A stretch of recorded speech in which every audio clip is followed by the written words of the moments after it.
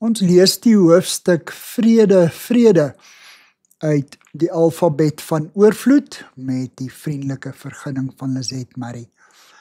Gee ons tog vrede. Dit is die hartversigtiging en die smekende uitroep op miljoene mense dwars oor die wêreld se lippe. Veral aan die begin van 'n nuwe jaar. Die mensdom kyk terug op 'n jaar vol moord en misdaad en korrupsie en hulle smag na vrede. Wêreldvrede en vrede in die land. Ook vrede by die huis. Gelowiges se diepste behoefte elke jaar is dat Christus se vrede sigbaar en tasbaar en lewend en blywend tussen ons sal woon. Daarom bid ons, wanneer ons dink aan die feestyd waarin ons die koms van die groot vredevors vier, skenk ons asseblief tog net u vrede, Here. Maar vrede is broos en breekbaar. Ons praat oor vrede en ons preek daaroor en ons bid vir vrede. Tog lyk dit asof daardie Bybelse vrede wat Jesus meer as 2000 jaar gelede vir ons nagelaat het, ons voortdurend ontglip. Die hele jaar lank sien ons uit na familietyd saam met broers en susters en kinders wat selfs van oorsee af by ons aansluit. Ons maak gedagteprentjies van die vredige saamsit om braaivleisvure en kinders wat hand aan hand die branders inhardloop. Die werklikheid lyk egter dikwels anders, want ons is mense van vlees en bloed. Ons word moeg en honger en geïrriteerd. Ons persoonlike ruimte word benouend klein en nie meer 'n vlam op.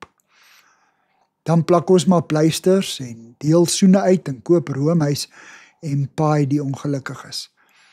En sit te wag voor ons mond.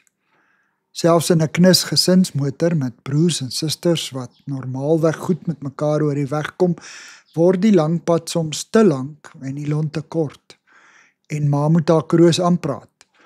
Bly tog net om vredeswil stil. Hoe kan ons verwag dat daar vrede op aarde moet wees as 'n klein kindertjie geliefdes dit beswaarlik regkry? Ware vrede begin binne. Dis 'n manier van leef. 'n Manier van kyk na jouself en na ander, maar dan met Jesus se oë.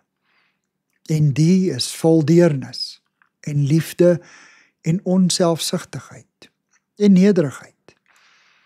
Die vrede waarvan ons die rentmeesters is, behels veel meer as 'n vinnige vermaaning en 'n oproep om verdraagsaamheid.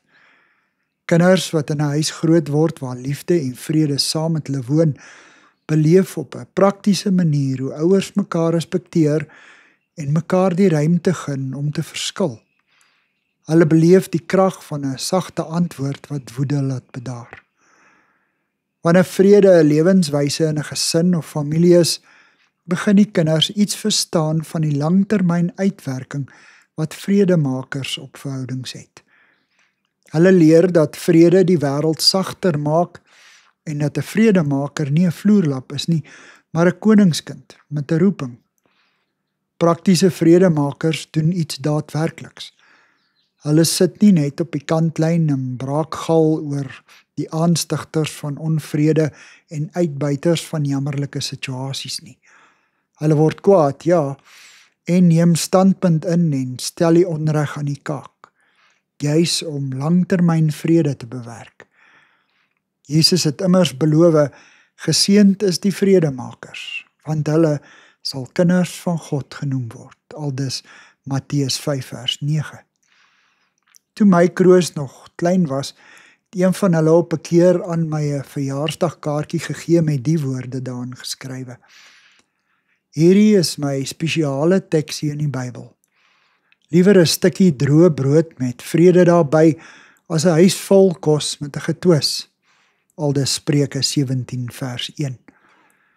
Ons moet die vrede tussen ons staan maak. En dan moet ons dit aangee. Dit is niks aardskuddends nie, want grondvlak vredemakers gaan ongemerk hulle daaglikse gang. Tussen babakamer en kombuis en werksplek en huis, kerk, skool en winkel. Vrede op aarde in die mens 'n welbehae. Lukas 2 vers 14b uit die 33-53 vertaling. Dis wat Jesus Christus vir ons in gedagte het. Welbehaaglike, blywende vrede, sonder 'n vervaldatum. Dankie vir die saamkuier. Ek deel Lizet se kontak en webblad besonderhede in die inligtingsparagraaf van hierdie voorlesing. Daar is ook skakels na voorlesings van Lizet se ander publikasies wat op hierdie platform beskikbaar is.